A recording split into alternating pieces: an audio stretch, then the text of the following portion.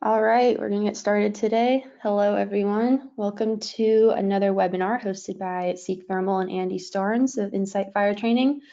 Andy here brings over 30 years of experience from his career as a battalion chief in Charlotte, North Carolina. So Andy, thanks for being here today to talk with everyone about the FirePRO 300. If you guys have any questions, please just type them in the chat.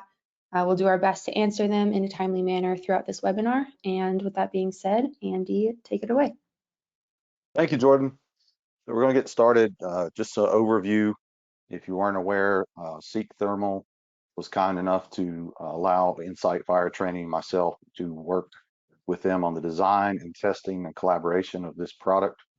And I've been involved in many thermal imaging products over the years, but this one is probably the one I'm most proud of. It is an exceptional device made by an exceptional company, and it has an extremely amazing purpose.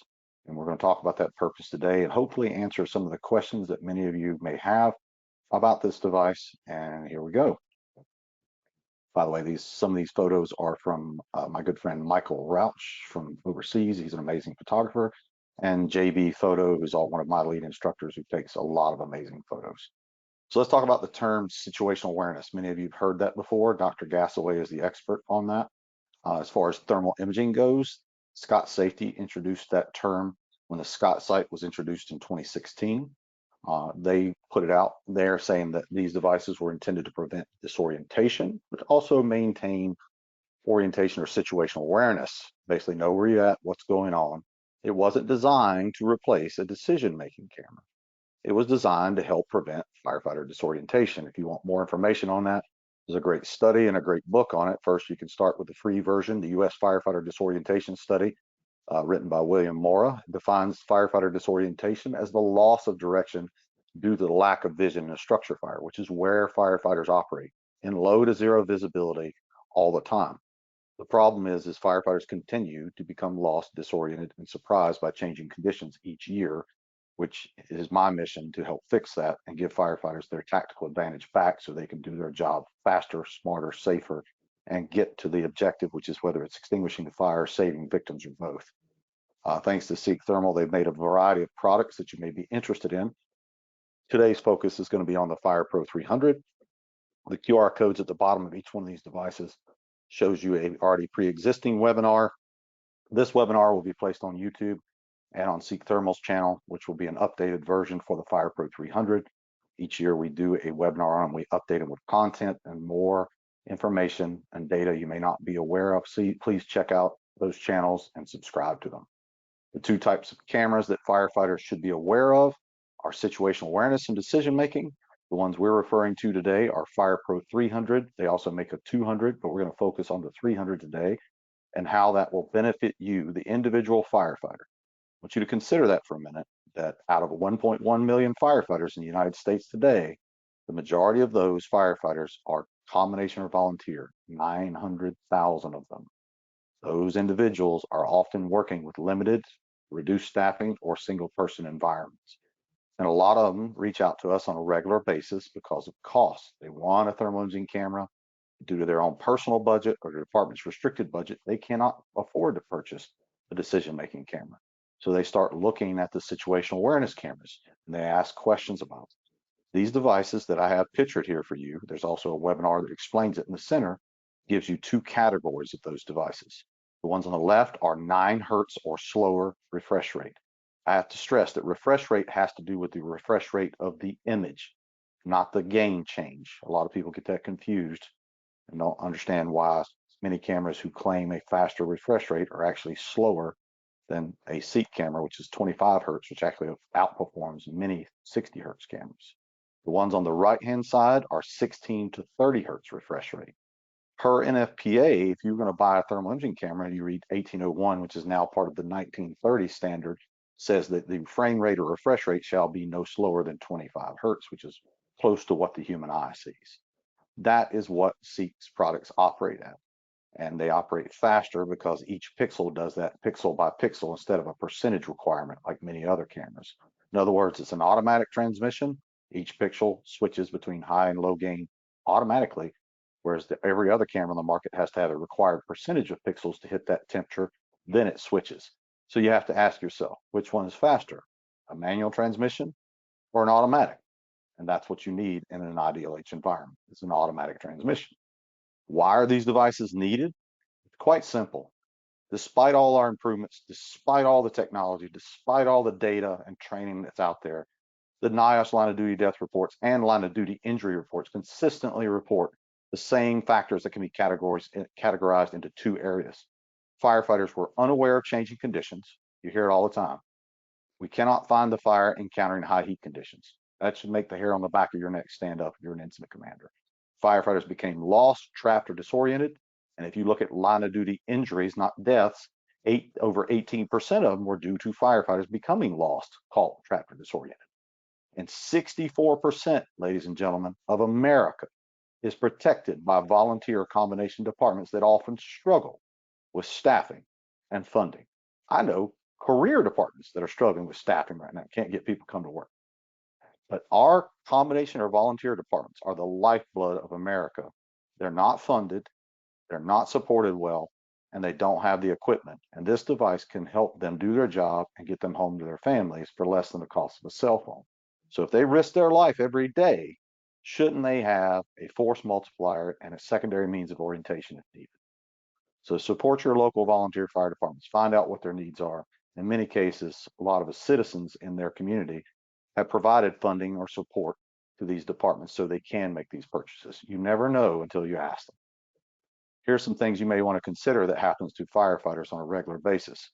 In a study by UL, a full-scale floor system field and laboratory fire experience, it was quoted that the major causes of traumatic injuries inside of structures were determined to be firefighters becoming lost, structural collapse, and rapid fire progression. Now, what did I just say? The two areas that I could summarize all of the NIOSH contributing factors into: unaware of changing conditions, and they became lost, trapped, or disoriented. So if you're unaware that the building's about to collapse, or you're unaware that it's getting hotter and you're about to have rapid fire development because you're wearing super high TPP gear that you don't feel pain until it's too late, and you don't know what your camera's telling you, this is why firefighters are surprised, not in a good way, of changing conditions. So we can help change this by giving them this data back so they can simply look before they cross the street and say, whoa, let me stop, let me fix this. I don't want to pull out in front of a train and get run over. I want to fix the area in front of me, or I want to go directly to the fire, or I want to go straight to the target area, which happens to be the bedrooms where most people are found, by a simple scan with this camera that gives them that information. When we talk about unaware of changing conditions, the reason we're unaware is due to two main reasons: low to limited visibility and improved thermal protective performance of their gear. You can't see and you can't feel, and you're operating in an environment where you need both. When you have a device that allows you to see, you don't have to worry about feeling heat, you see the heat. With a FirePRO 300 that operates quicker, you can see that area quicker, and mixed gain mode allows you to see the floor and the fire, cooler and hot areas simultaneously and keeping them in focus. No manufacturer currently does that. They're the only ones through Seek Thermal that offers what's known as mixed gain mode technology. Each pixel switches between high and low gain independently, allowing you to see things like this right here. You can see the firefighters and you can see the heat above them. This gives you improved image clarity and gives you the two areas you're most concerned with, which is looking at the floor and looking at the ceiling. Seek also did something that very few manufacturers have listened to. They increased the overall field of view of the device. We teach firefighters to turn the camera sideways in pistol grip cameras to increase the field of view. The FirePRO 300 is already turned that way. Instead of a rectangle longer than it is tall, this one is a rectangle on its side. It's taller than it is wide. So it's 57 degrees tall by 42 degrees wide. So if you hold it like a standard cell phone, you can see those areas like you normally see, you would want to see floor and ceiling in one view. Now, I'm going to get a little passionate with you for a minute. If I was going to start over and I am going to train the entire fire service, which I currently train a lot of people, my company and my guys do, but we harp on these two main objectives. I would train firefighters how to operate their camera, and I would train them to do two things with that camera. Two things: identify objects and hazards. Because everybody studies reading smoke, everybody studies building construction, at least they should be. But I don't see anybody watching thermal imaging videos to see what a crib looks like, what a hose line looks like, what a set of stairs looks like, what a hole in the floor looks like with heat coming through it. Our couch is sinking through the floor like my friend just showed me. It looks like a ship sinking in the ocean.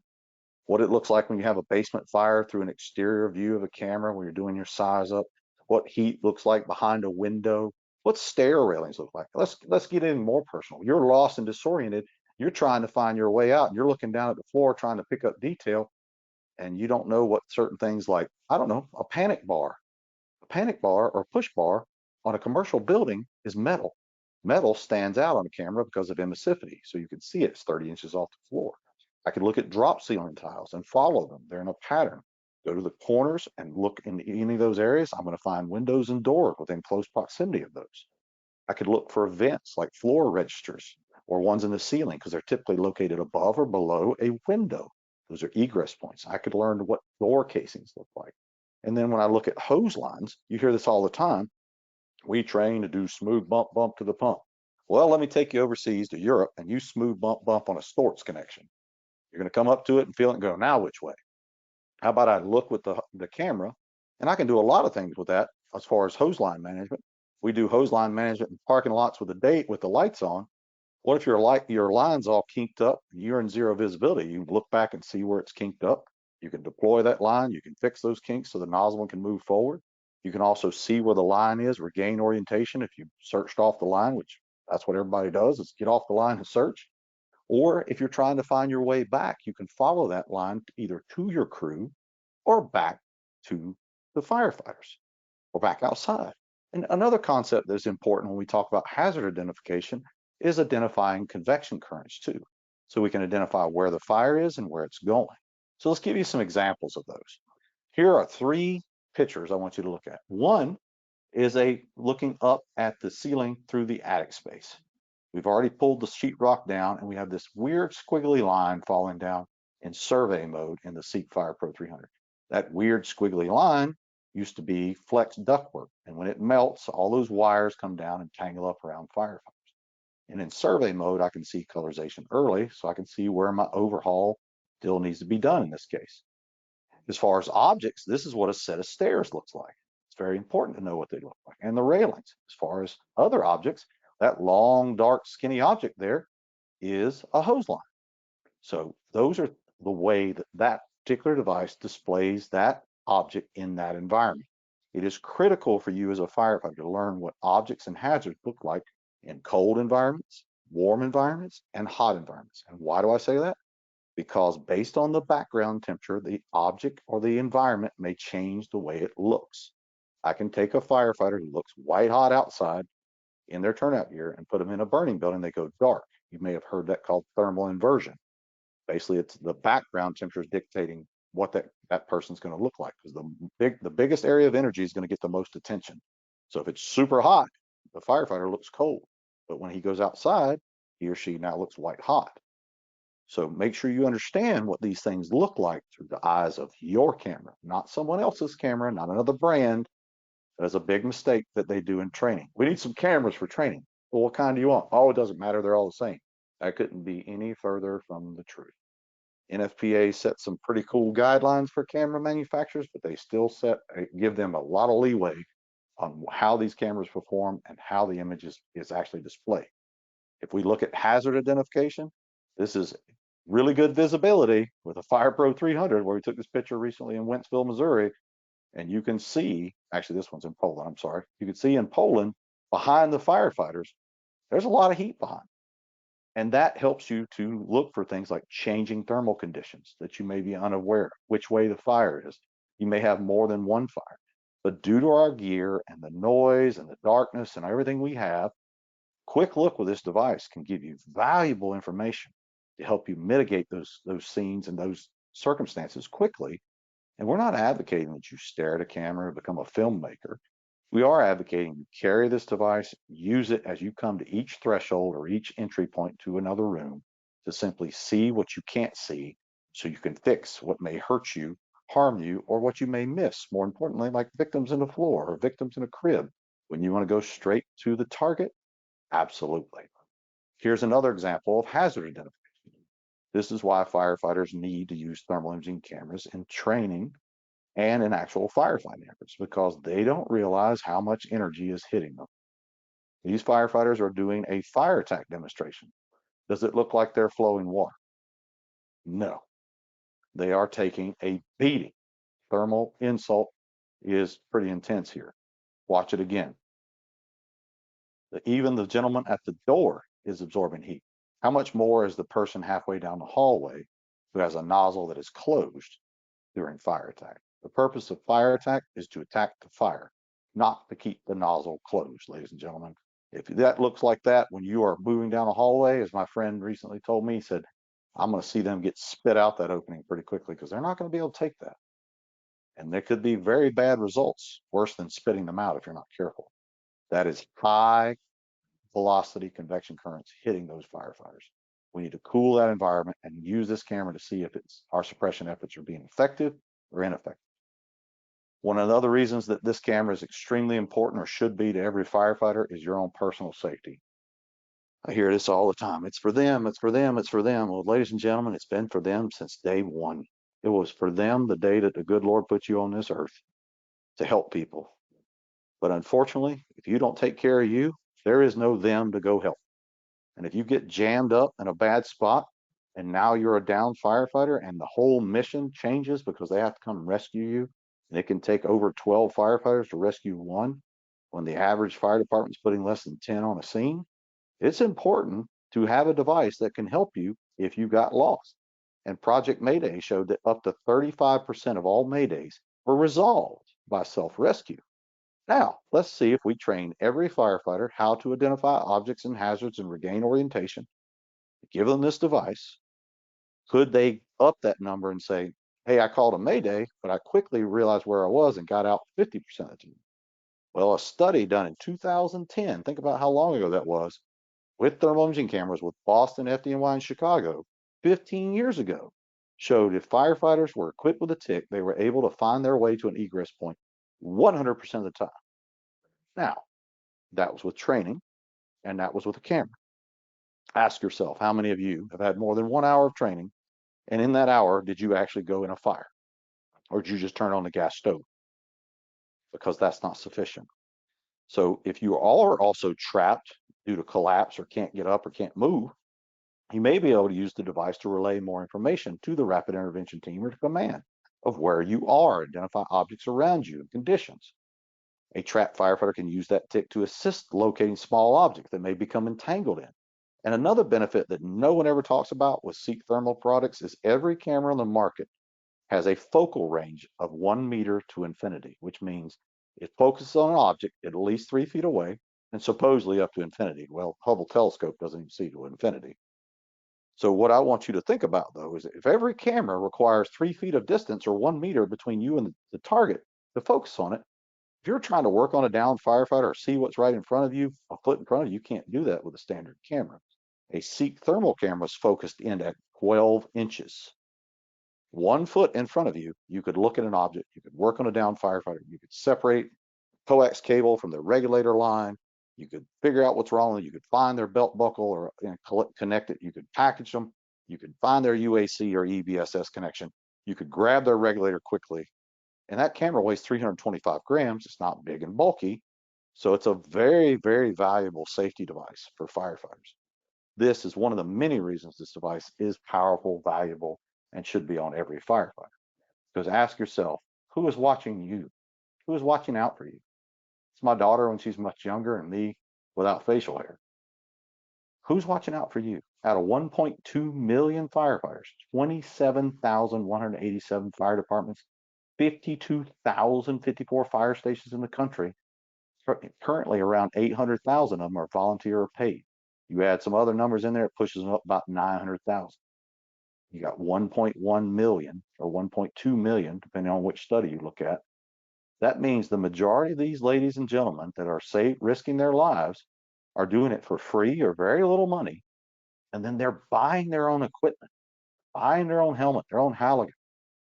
You know, a leather helmet costs more than this camera does. You know that, right? So which one's going to get you out of a jam? A leather helmet? This device. Leather helmets are beautiful, but not going to save your life. You need a helmet. Just, there's a difference between a want and a need. So who is watching out for you? Try to give you an extra pair of eyes to help you. So when you're doing your job and things go wrong, you have a way out. Or when you're doing your job well, you're able to do it even better as a force multiplier. So let's break down this device and give you some specs, benefits, applications, do's and don'ts. First of all, the field of view of this device is exceptional. It's 57 degrees tall by 42 degrees wide. You don't have to turn it sideways like we teach with pistol grip cameras. It has a dynamic range, which it means an apparent temperature, which is not a thermometer. Remember that, 0 to 1022 degrees Fahrenheit. Notice there is no spot temperature in the bottom right-hand corner when you turn it on. That is by design. NFPA 1801 to 2021 standard removed it due to firefighters focusing on that, and it was a contributing factor in line of duty deaths. This is not an NFPA certified camera, but it's taken away something you don't need to focus on. You need to focus on heat and not temperature. If you do press both buttons, the power and the flashlight, you can click through the modes rather quickly. The second mode is temperature mode, where you can add the spot temperature back. And then survey mode is the final one, which is one of my favorite ones. This camera gives you decision-making resolution in a situational awareness housing. What do I mean by that? If you study NFPA 1801, which is now in NFPA 1930, it says the minimum resolution shall be 76,800 pixels, which equates to a 320 by 240 detector. It also says the minimum refresh rate shall be 25 hertz. It also says the minimum thermal sensitivity shall be less than 80 millikelvin. Well, this camera is 35, so less than half of that. It's very low, which allows you to see details between objects of similar temperatures. And Seek Thermal also adds something called SV1 image enhancement, which makes the image sharper. You see that when you look at this firefighter here who's sitting in the floor of this container. You can make out the details of his helmet, his Scott facepiece, the Taylor's 10 shield that's on his helmet there. See Taylor, even coffee cup in this one. You can see his regulator line. You can see the creases in his turnout gear, the metal siding here in the container, and then you can see the thermal layer above them. And it gives you a 6-hour battery life. Now, if you use the flashlight, it will cut your battery life in half. I will tell you that. But it has a flashlight built into it, which most people love. That's your specs on this camera. How does it perform and why is it a game changer? No other camera comes close to it. It has all those specs I gave you, and it gives you the performance of a decision-making camera without the price tag. But it is not a decision-making camera. We're going to discuss why. But if you take the Attack Pro VRS and you put the FirePRO 300 side by side, you're essentially looking at almost the exact same camera as far as performance goes. The difference is the insulation and durability in that Attack Pro VRS is much, much greater. It is built like a tank and has a lot more insulation in that camera as far as the air gap and the infrastructure of that camera. So here's some general questions that we get almost every week. Why is this not a decision-making tip? Well, when I first started this battle of thinking I'm going to train firefighters on thermal imaging cameras years ago, I started using the term situational awareness and decision-making. I did not come up with the term situational awareness. I already told you where that came from. I got more grief and persecution by saying the word decision-making camera. Now, many majority of manufacturers use that term. Where did we get that term from? If you look at NFPA 1801 and read everything that they specify, those specifications and performance criteria line up with a certified camera, which means it is in probably the decision maker's hands, the company officer, the crew leader, those things. And part of those criteria involve a certain amount of insulation or durability and high heat. This camera does not have the same insulation criteria as a TacPro VRS. TacPro can take 500 degrees internally for 5 minutes or 250 degrees Fahrenheit for 20 minutes. This camera can take 302 degrees internally for 5 minutes or 500 degrees for 1 minute. So there's one reason. And then I get all the time, is this camera NFPA approved? It is not. There is only 4 currently, and the new standard gives all the manufacturers 14 months to comply, and to my knowledge, no one is currently NFPA 1930 approved. So everyone's working off the 2021 standard, which is Seek, FLIR, Bullard, and Argus currently. There's the only ones that have NFPA certified cameras. You can look at our website under AFG cheat sheet guidelines. It tells you how to confirm or deny if one is NFPA certified or if it isn't, because a lot of times people think things are certified and they are not. Therefore, this camera gives you the performance of a decision-making camera, but it's in a situational awareness housing. It gives you something else, though. It gives you photo and video capture, which a lot of cameras in this size do not. And the field of view is already ergonomically superior to anything else out there. And it's faster, gives you better image clarity, and gives you options. So for the price point, performance, and what it does, there is no other camera that comes close to this. This is why the camera is so popular. Most firefighters prefer carrying it because it's 325 grams too. Believe it or not, all the stuff firefighters carry, they don't want to add something else heavy to their body. Some of the benefits, as I mentioned, it is lighter and the buttons can be operated with a gloved hand. And we don't have this on here, but it's one of the few situational awareness cameras that you can actually wipe the lens with a gloved hand. Most of them, the lens is in a really weird recessed place and you can't wipe it. And survey mode on this device is a game changer as far as helping you find problems earlier. It allows you to find things at a lower temperature color correlation points. In other words, you have a firefighting mode and you have an investigative mode. This is your quick overview of how to operate it. You have the power button, the flashlight button, and application mode button are right here on the right hand side, the black button. The center button is a little bit harder to press by design. It is not very big because it is designed for you to press when you need it, not all the time. So that's not really a gloved hand design. It has a big Gorilla Glass screen display. And then on the other side, you have a flashlight that's covered by Gorilla Glass, and you have dual lens. You have a lens cover and the real lens behind it. Only two manufacturers do that. So it gives you some protection in the event the lens gets broken. If you want a cheat code for this, press the power button and the application mode simultaneously like you're doing infant CPR. Click, click, click, and you can go right through to survey mode without having to press that application mode button and hold it for 3 seconds like the instructions say. Really easy to operate, really light, has a metal connection point, which is durable, and it has a 25 hertz refresh rate, which makes it fast. And if you read NFPA or NIST special publication report on thermal imaging research needs workshop, which was done a long time ago, it says the display refresh rate is important in applications which the camera operator may be moving or constantly scanning. Firefighters are not sitting still in the fire. So these cameras got to be tough and they got to be fast. Is it durable? Is it simple? Does it have a good image? And is it fast? Those are pretty simple criteria for me. But that makes this fit those criteria. And it allows you to do things like exterior use for assisting with size up, or even a lot of my friends are on OV or outside vent teams. Great for that. Splitting crews for truck work, one going to the roof, two going inside. Fire attack, split search, which is a great use of that. Regaining orientation, mayday, RIC, overhaul, false alarms, smells and bells, and more. Car fires, all kind of things you can use it for. And it doesn't get in your way. You don't have to worry about it bouncing around in your way. You can put it in your radio pocket. You can clip it to you. I just recommend that you make sure that the clip on it is a swivel lock carabiner, not a standard squeeze one. And you don't have it swinging around below you because you will break the device if you do that. Here's some great video from Parker, Texas, just showing you how clear this image is in TI Basic and how easy it is to identify convection currents through the eyes of a FirePRO 300. I can easily tell you where the fire is because convection equals direction. You can use this in two ways to identify where the fire is and where it's going. Or if you're lost or disoriented, you can follow the convection currents from hot to cold, leading you to an opening, exhaust your way out.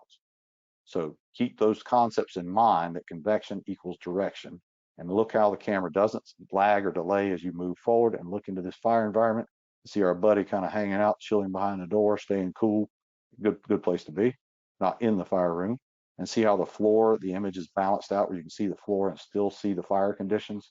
That's what mixed gain mode does. And you're getting all that performance ability in a camera that doesn't cost a third of the price of some decision-making cameras. How is survey mode beneficial to you?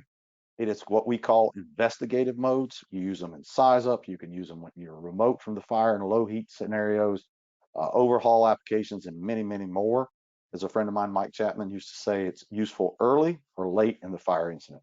Watching this container evolution, how it changes your opinion or your view of this thermal severity of this room. You see the thermal layer, you see the color and the convection. We switch to survey mode, and that gets people's attention. Now we're colorizing the problem at 150 degrees Fahrenheit or 65 degrees Celsius for my friends overseas. which grabs people's attention. I will tell you, survey mode is great for locating heat. However, I would not use it for searching for people. TI Basic I use for high heat environments and searching for people because the grayscale image clarity is much better when you're looking down low, as you see here, versus when we're in survey mode. Some parts of it can be dark monochromatic blue and wash out those lower areas. It is focused primarily on that heat, helping you find the heat. So investigative modes are to find heat quickly. This is an example of how they stand out. The video I showed you at first where they went through the turbulent smoke, this is what it looks like through the camera in TI Basic on the left. This is what it looks like through the eyes of the camera in survey mode on the right. You don't have to be a level 2 thermologist to get people's attention with, man, that looks hot. Whether it really is hot or not is up to if we can put some thermocouplers and some gas gauges in there and measure the heat flux. But according to the camera, apparent temperatures wise, it's pretty warm, and we know what those temperatures do to face pieces. And we also know that cameras do not provide exact measurements, so those spot temperature measurements shouldn't even be looked at, and they don't provide gas temperature measurements either. There's some survey mode examples on the far right of the slide. You can go straight to our YouTube channel and watch many videos on size up, making entry, fire attacks, search, overhaul, false alarms. The United States ran 3.1 million false alarms. 3.1 million, 3 times the number of fires. Think about how much faster you can get back in service if you could actually find the problem. Or more importantly, somebody calls and says, I smell something burning in my house. You got no smoke, no fire. You look around, you can't find it. You go back, lay down in the fire station, time to go to sleep. 2 hours later, you go to the same house. Now it's really on fire. We don't want to do that. Then you also want to look for things like energized power sources, power lines. You can use it in lost person searches and more. This is an example of that. Those 2 pictures I showed you. I'm going to show you the entry video. You saw the optical version. This is the thermal version. We're going to watch this crew of young firefighters go through this door and ask yourself, when should we open the nozzle, number one? And is standing up the best option? That's TI Basic.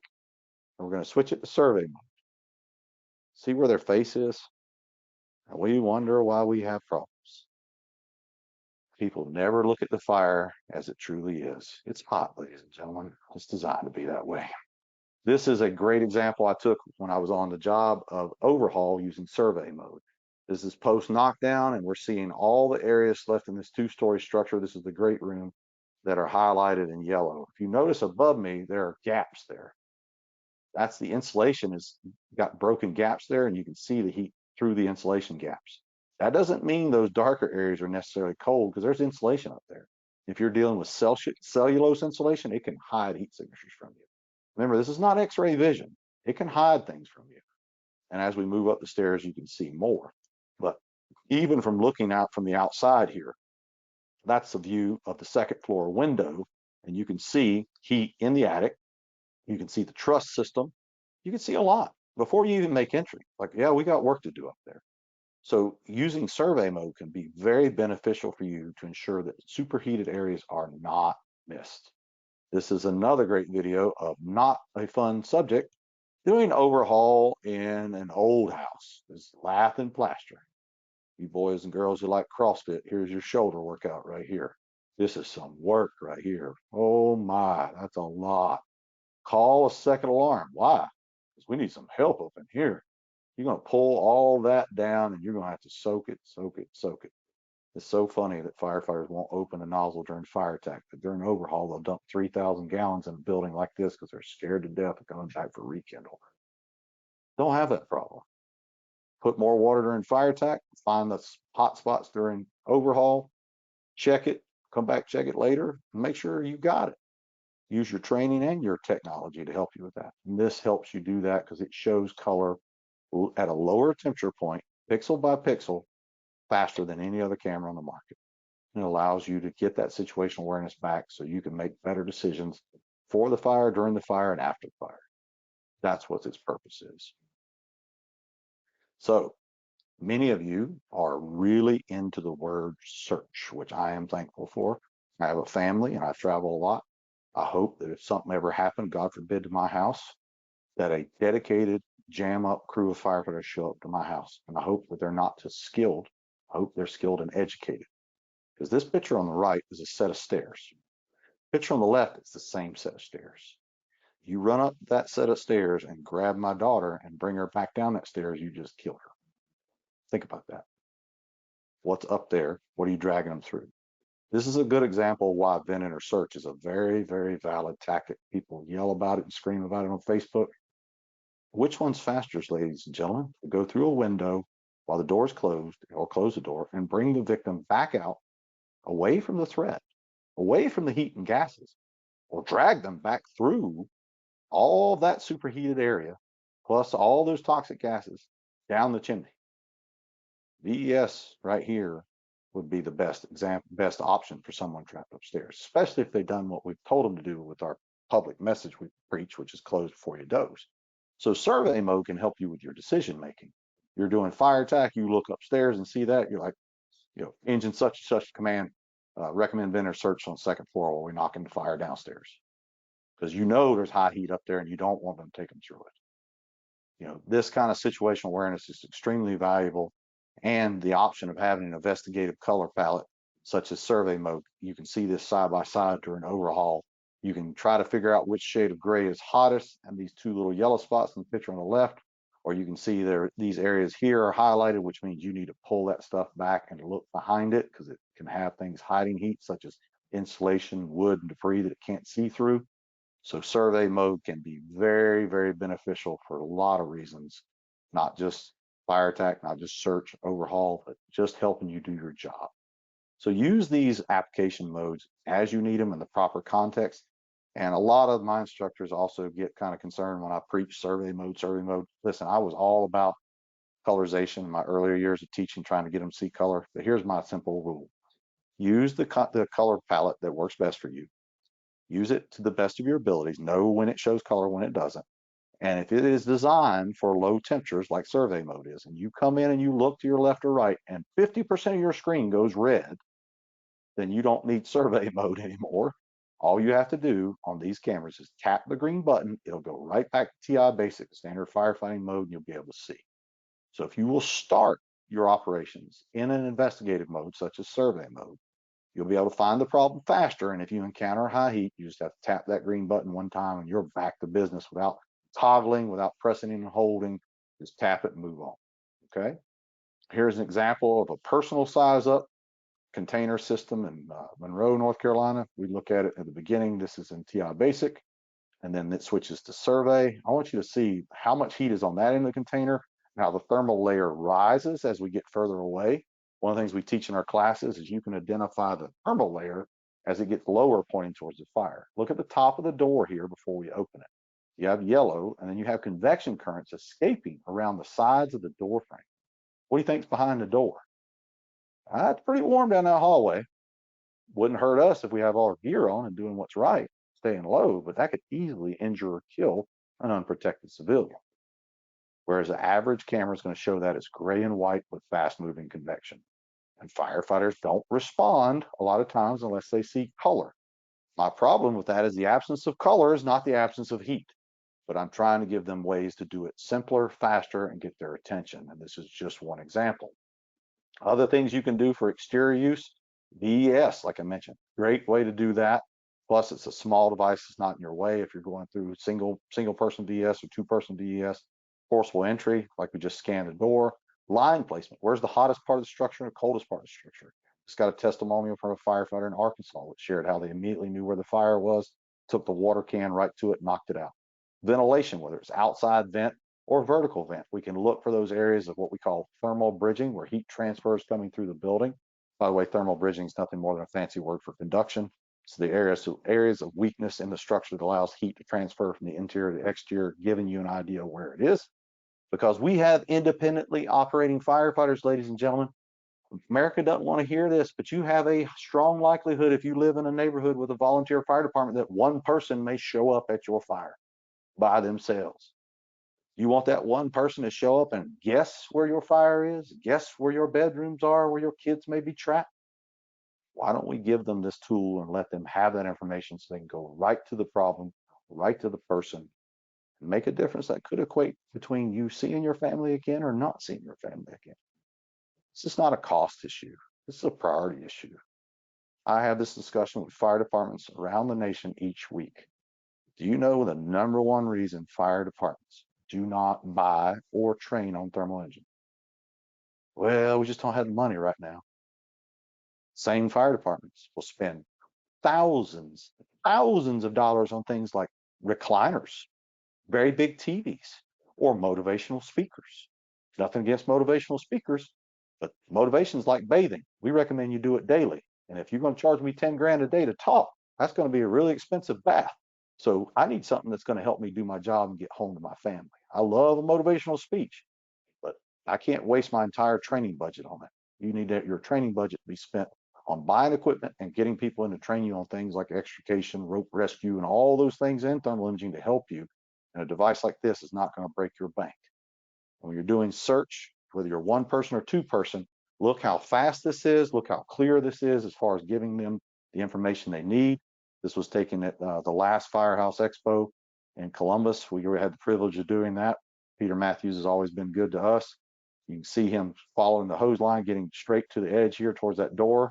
He's checking around the room and he's moving to the next one in a tripod position. The video on the right, firefighter's coming through the window. He's got convection currents hitting him in the face, wipes his mask, wipes the lens, get a quick scan, and it quickly identifies where the fire's coming from. It's coming from downstairs. There is no door for me to close. Uh-oh, what do I do now?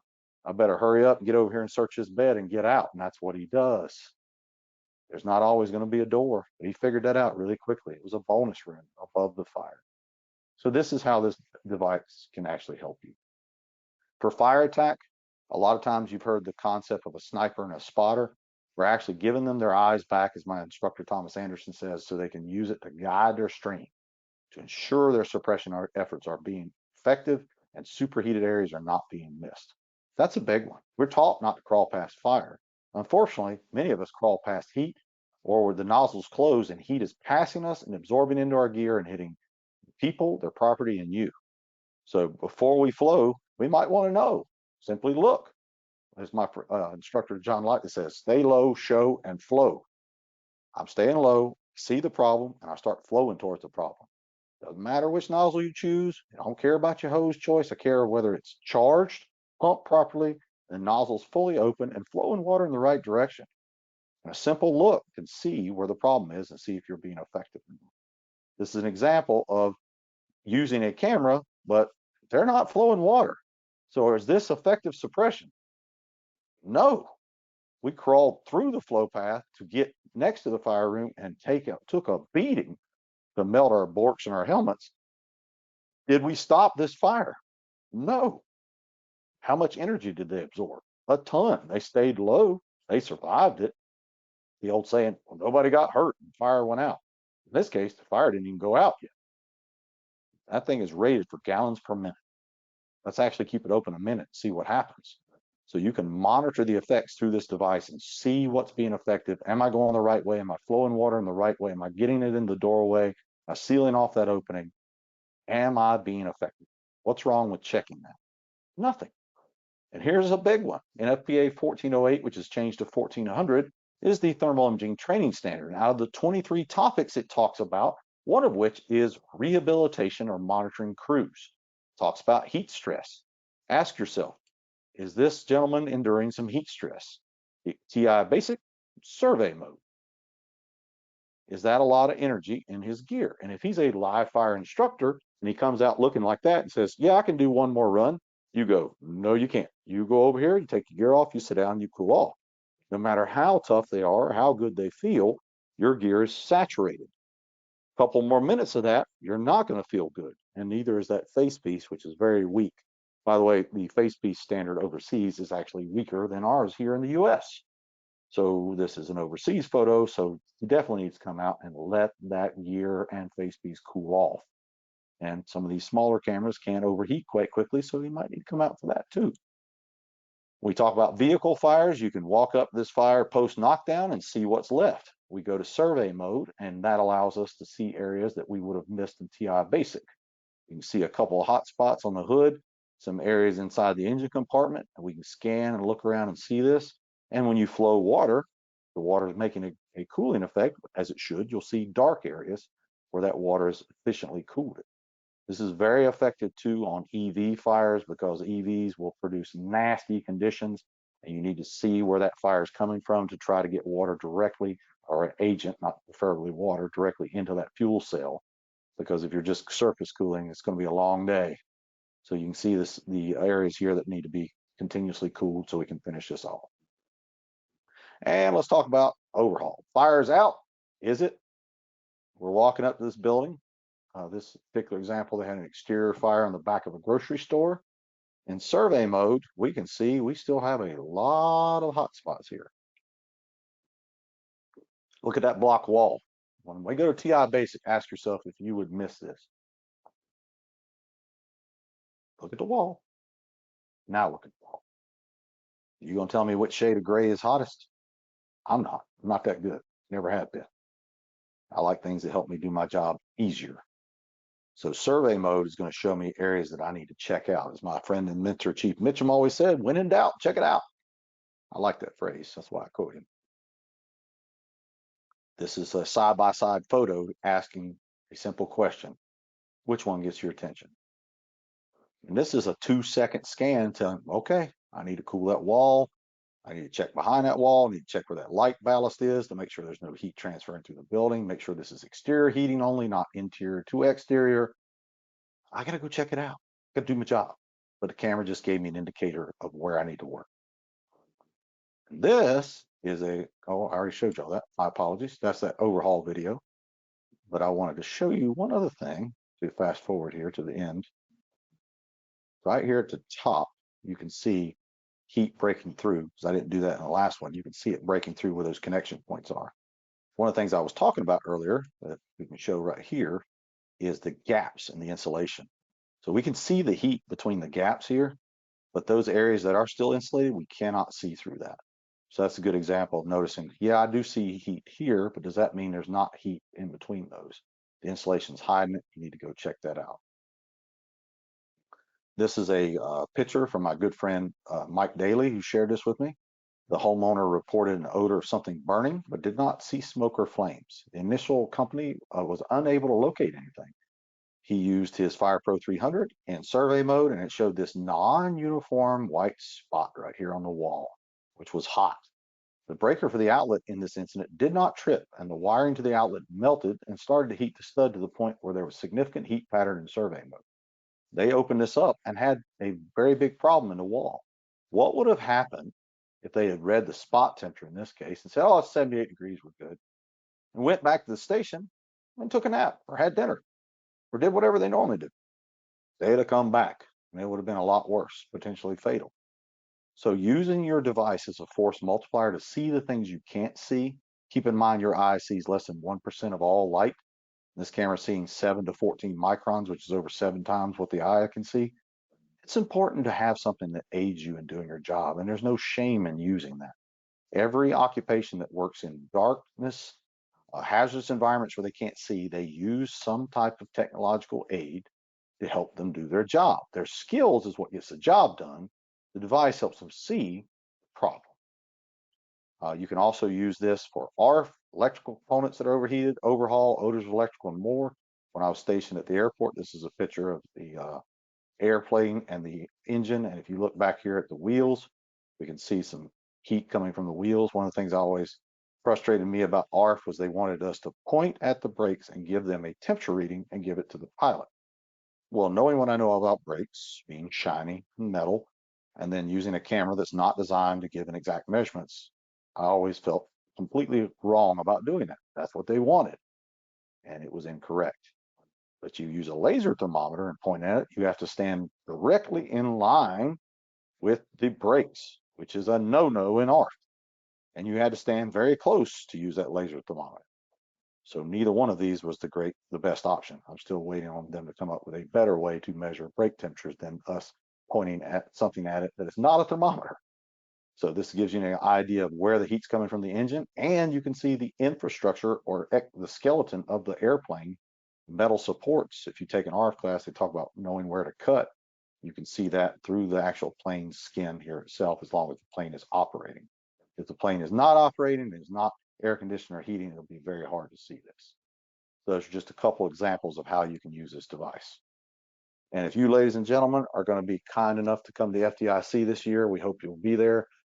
you and 40,000 other friends and brothers and sisters, family coming, we will be there. We are going to be there for over a week, coming in to do some special stuff. And then we're doing 2 hot classes on Monday and Tuesday. Those are sold out. Then we will be at the Seek Thermal booth outside Thursday through Saturday. We'll be providing live fire demonstrations and thermal imaging training with the Max Firebox outside of Lucas Oil Stadium. Seek also has an inside booth. I believe they're offering a happy hour every day too. And our instructor cadre will be there. All of my guys, except for 2, are going to be there this year. So there's 14 Insight fire training people going to be there this year.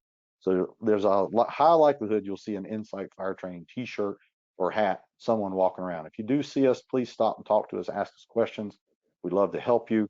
My guys will be in and out of several different booths, primarily over at the Seek Thermal booth as well, because they've been kind enough to partner with us for almost 4 years now. And we want to help you use this information to help you become intelligently aggressive. If you'd like more information on what I shared with you today, this QR code on the left is our YouTube channel. The one in the middle is a Seek Thermal link that has nothing but about 20 hours of webinars on it. And the one on the right is a Seek Thermal public shared Google Drive, which has this presentation uploaded to it. You're welcome to use any of these resources to help your department, help others, and help yourself become better, smarter, safer. And remember, thermal imaging cameras don't replace fundamental skills, they just enhance them. So if my skill set is 0, 10 times 0 means I stink. I got to work on my skills. So be skilled and then use the device to help you do that job better. This is where the information you heard today came from. We quoted stuff from U.S. Fire Administration, U.S. Firefighter Disorientation Study, great book from Fire Engineering on Preventing Firefighter Disorientation, written by William Mora, Project Mayday by Don Abbott, God rest his soul. There's also a Mayday survey now out by Basil Ibrahim. He's kind of continuing the work of Don Abbott. Please check that out. And there's a great research paper written by a well-respected firefighter in Australia named Michael Whitty, Maximizing Thermal Imaging Use in Emergency Services. All of those were quoted to you today. This is our contact information, website, phone number, and our social media pages. We post something every day. If you have a question, shoot us an email, message on Facebook, Instagram, whatever your social media platform of choice. And we hope to see you at FDIC. And if you want to see us at other events, check out our event calendar. And we thank Seek Thermal for this opportunity. Jordan, I hand it back over to you. Awesome. Thank you so much, Andy. Yeah, so if you guys have any further questions after this webinar, please feel free to reach out directly to Andy or myself, and we'd be happy to answer any of those questions. If there was something that Andy mentioned that you wanted to go back and reference, I will be sending out a recording of this webinar to everyone who registered. That will probably come out today or tomorrow at the latest. So yeah, we look forward to seeing everyone FDIC in just about a week here. And thank you again, Andy, for your time, and everyone for registering for today's webinar. Thank you, Jordan. Take care. You too.